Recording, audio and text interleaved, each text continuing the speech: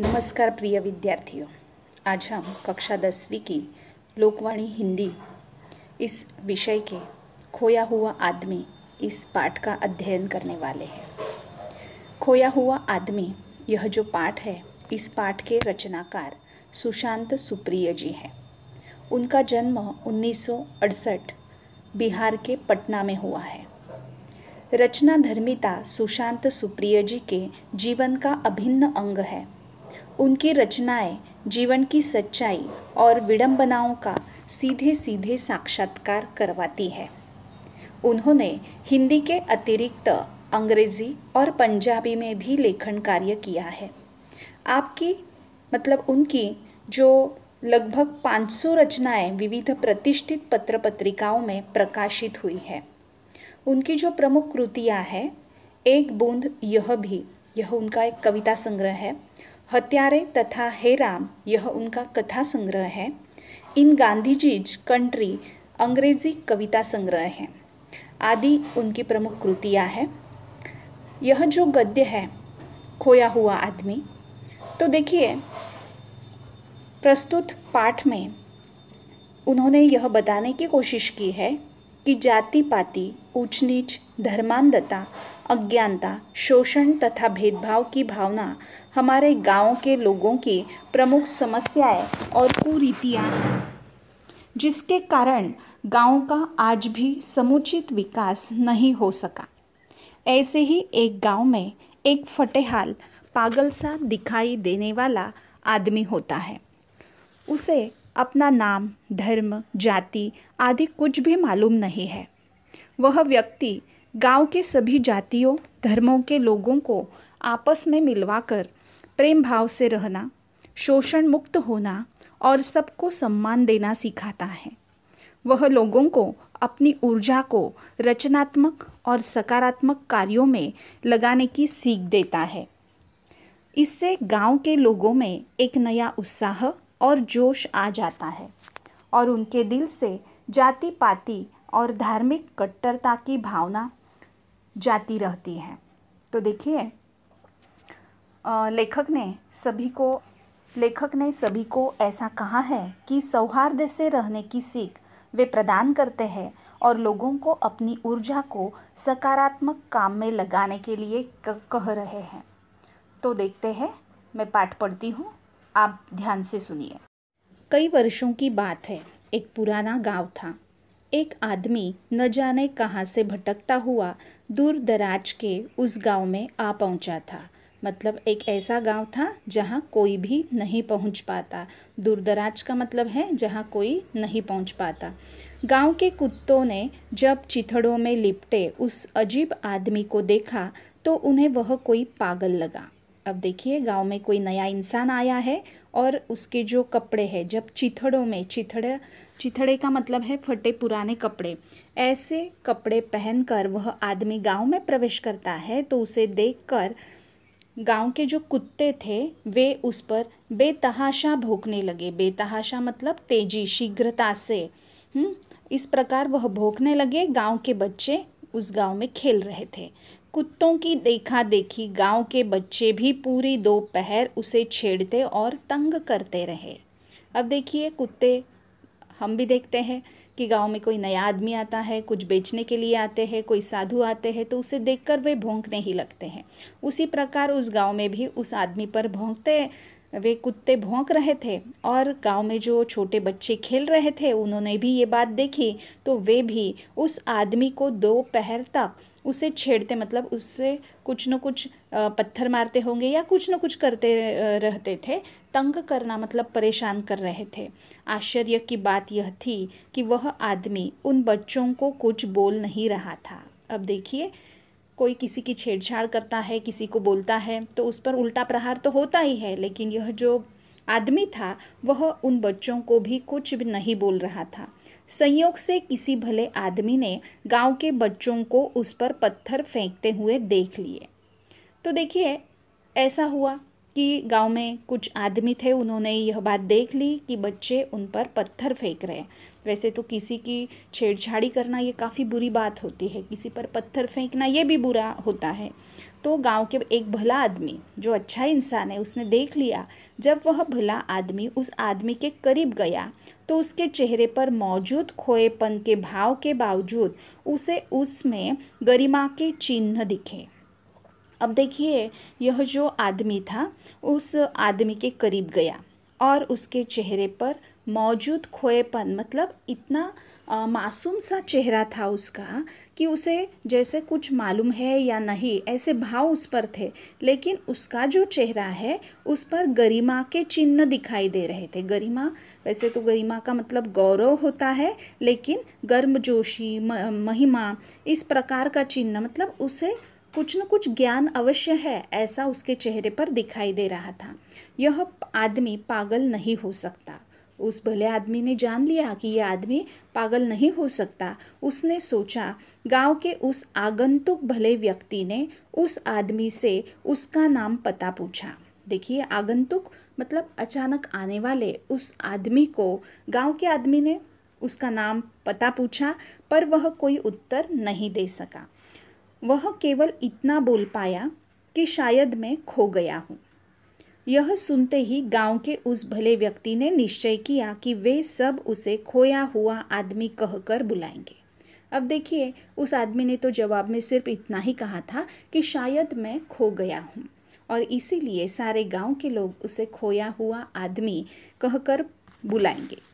खोया हुआ आदमी इतना खोया था कि उसकी पूरी स्मृति लोप हो चुकी थी। स्मृति मतलब दिमाग, बुद्धि। यह लोप, उसका लोप का मतलब है नाश हो चुका था। स्मृति मतलब याददाश्त, ऐसा भी होता है। उसके जहन से उसका नाम, जहन मतलब दिमाग, मस्तिष्क, उसके जहन से उसका नाम और पता पूरी तरह खो चुका था, मतलब मिट गया था। न उसे अपनी जाति पता थी, न अपना धर्म, लेकिन अपने खोएपन में भी उसमें परिचित जैसा कुछ था। उसे कुछ मालूम नहीं था, याद नहीं था, फिर भी उसमें कुछ परिचित सा लग रहा था, मतलब पहचान का है, जो उसे अपना सा बना रहा था। मतलब उसके कुछ काम या उसका जो उसकी जो चाल है, उसका दूसरों के साथ जो बर्ताव है, यह ऐसे लग रहा था कि जैसे वह अपना सा है। लिहाजा जब उसे गांव के अन्य लोगों के पास ले जाया गया, गांव में नया आदमी आया था, गांव में पंचायत भी होगी, तो अन्य आदमियों के, मतलब लिहाजा का मतलब है उसी तरह से उसे गांव के अन्य लोगों के पास भी ले जाया गया। तो उसे देखते ही सभी एक स्वर में बोल उठे, अरे यह खोया हुआ आदमी तो बेहद अपना सा लग रहा है। देखिए, अन्य लोगों के समझ में यही बात आई कि यह आदमी नया अपने गांव में आया है, फिर भी यह अपना सा लग रहा है। उन्होंने उसे अपने ही गांव में रख लेने का फैसला कर लिया।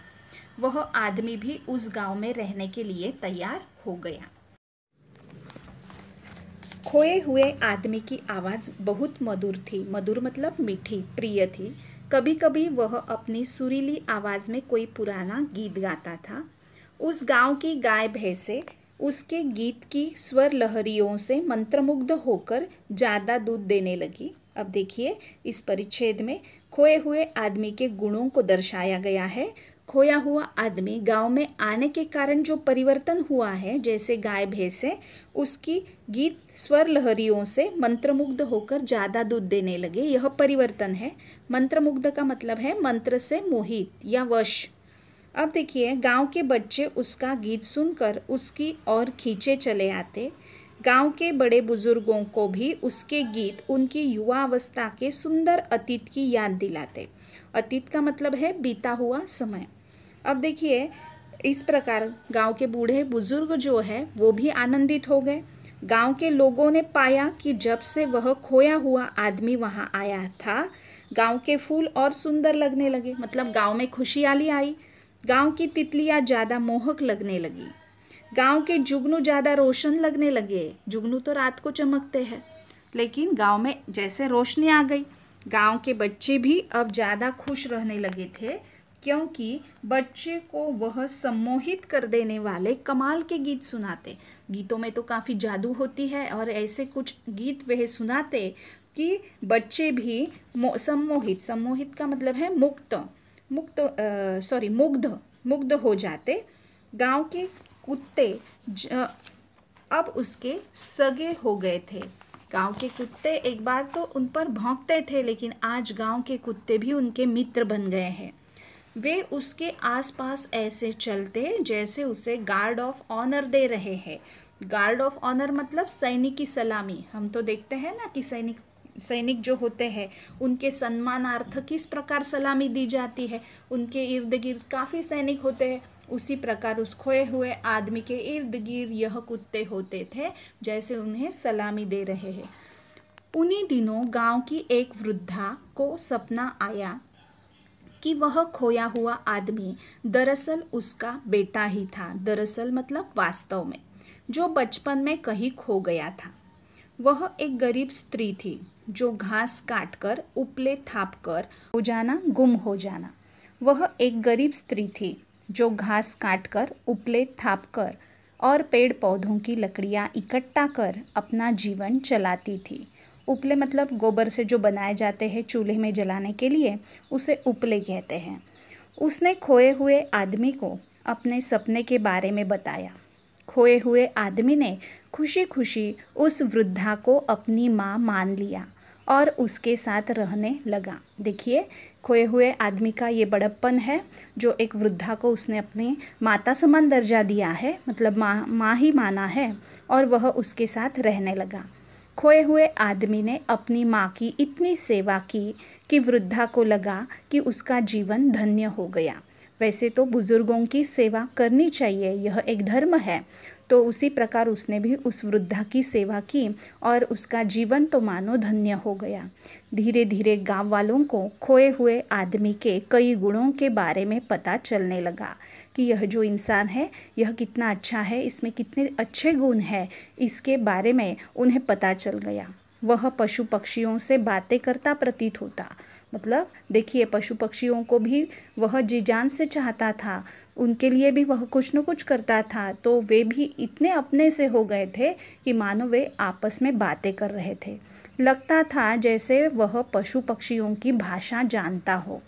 वह आंधी, तूफान, चक्रवात आने, ओले पड़ने या टिटंडियों के हमले के बारे में गांव वालों को पहले ही आगाह कर देता था। देखिए, यह जो प्रकृति है इसमें तो आंधी, तूफान, चक्रवात। अब चक्रवात का मतलब है चक्कर खाती हुई जो तेज हवा आती है, जैसे उसे हम बवंडर भी कहते हैं। तो वह जब आती है, मतलब वो जब आती है तो गांव में काफ़ी नुकसान हो जाता है। तो पहले से यदि हम आगाह, मतलब पहले से हमें इसकी सूचना मिल जाती है तो हम कुछ न कुछ व्यवस्था कर देते हैं ताकि नुकसान न हो जाए।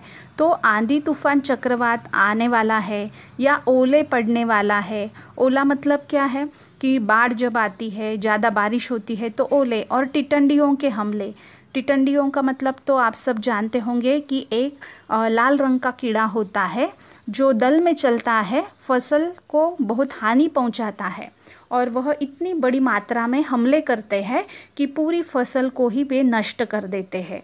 तो ऐसे टिटंडियों के, अभी तो पिछले महीने में आपने देखा होगा कि नागपुर तक टिटंडियों के हमले आकर पहुंचे थे और काफ़ी नुकसान उन्होंने फसल का कर दिया था। तो ऐसी जब हमले होने वाले हैं तो गाँव वालों को पहले से वह आगाह, मतलब सूचना कर देता था। उसकी भविष्यवाणी के कारण गांव वाले मुसीबत से बच जाते थे। जब एक बार गांव में सूखे की स्थिति उत्पन्न हो गई, सूखा मतलब बारिश आई ही नहीं, ऐसी स्थिति उत्पन्न हो गई, तो खोए हुए आदमी ने आकाश की ओर देखकर न जाने किस भाषा में किस देवता से प्रार्थना की। मालूम नहीं वह आकाश में देखकर किस देवता से बात कर रहा था। कुछ ही समय बाद गांव में मूसलाधार बारिश होने लगी। हम सभी जानते हैं कि किसान जो खेती करता है वह तो बारिश पर ही आधारित होती है, इसीलिए बारिश तो होनी ही चाहिए ताकि तभी तो फसल अच्छी बनती है और मनुष्य को अच्छा अनाज भी मिलता है। तो मूसलाधार बारिश हुई, सूखी प्यासी जो मिट्टी थी वह तृप्त हो गई। बच्चे बड़े सभी इस झमाझम बारिश में भीगने का भरपूर आनंद लेने लगे। हम सभी जानते हैं सभी प्राणी मात्र बारिश की राह देखते हैं और जब ऐसी मूसलाधार बारिश आई तो सब ने उसमें भीगने का भरपूर आनंद लिया। उस दिन से खोया हुआ आदमी गांव में सबका चहेता हो गया। देखिए उसी दिन से सबका वह चहेता बन गया।